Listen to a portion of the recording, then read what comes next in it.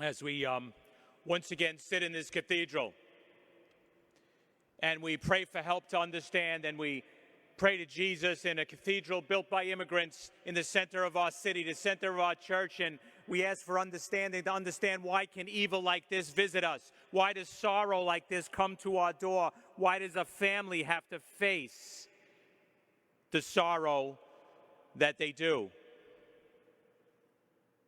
And when we ask those questions, we can't help but think of the hero we are here to honor and will honor for all of our lives. And we look at the pictures that are in front of us, and the picture we have in our head, and the police officers that rode in those radio cars with our hero. The picture they see is a big, strong, courageous, handsome, a man with a smile that's firm but full of love.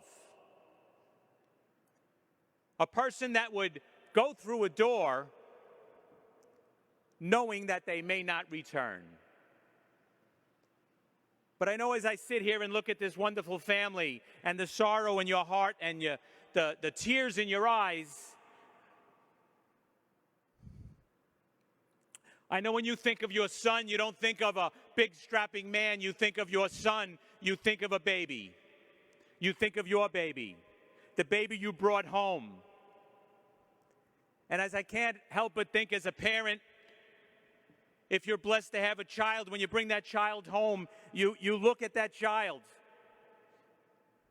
and they never grow up.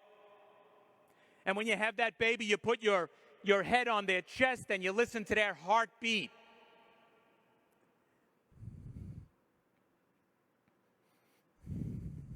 And you think of the life they're going to lead. As we were in that hospital and we were praying for a miracle, Cardinal, we were begging for a miracle. Please let this sorrow pass us by. Please let him be okay. As we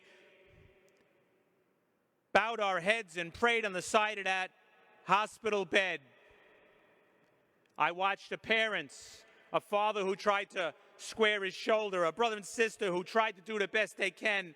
I watched as a mother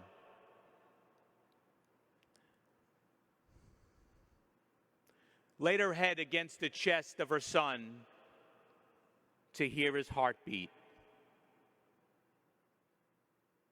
A hero, yes. Your baby, first and foremost. So I thought as you laid your head on your son's chest and you listened to that heartbeat and you prayed and you prayed and you prayed that this would pass you by and you get that miracle, I wondered, like, where does a person like this get the strength to put on that uniform, put that shield on their chest, to get behind the wheel of that radio car and answer that next call? And then I met you. Because when you raised your head and your family spoke, when you raised your head, you made a courageous decision. You made a decision to save others' lives. You made a decision to give the best.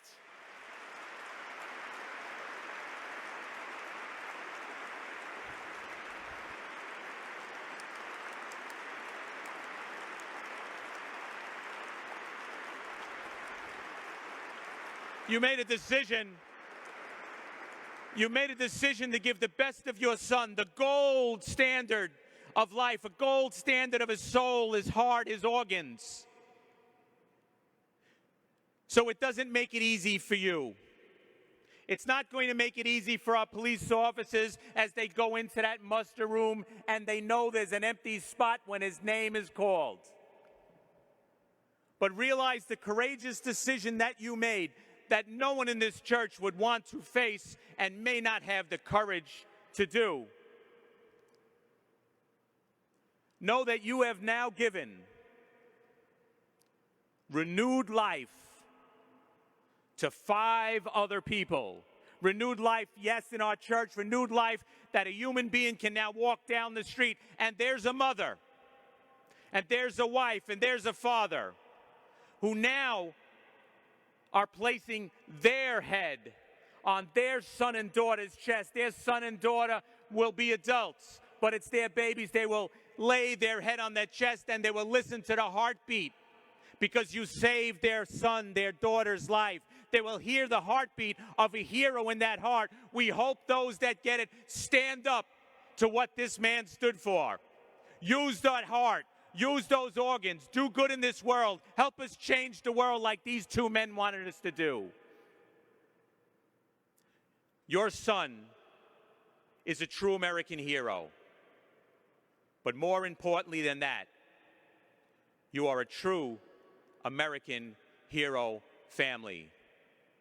And every police officer from around the world that packs this cathedral and line that street and will leave our city and go to their towns will go with faith that if I can do half of what he did in his short life, we will have led a strong life. So as we try to give our shoulder to you, it turns out you were giving strength to us. By you coming here and sitting in grief and making that decision gives every New York City police officer the courage they need to answer that next radio run, to go through that next door, to help that next citizen. And they'll do it in honor of a hero. God bless each and every one of you.